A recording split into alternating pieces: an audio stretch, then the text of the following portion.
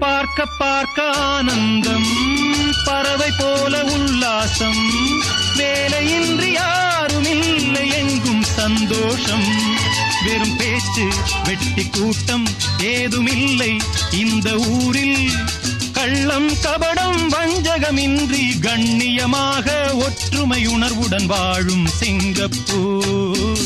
அக்கரை சீமை அழகினிலே மனமாட கண்டேனே.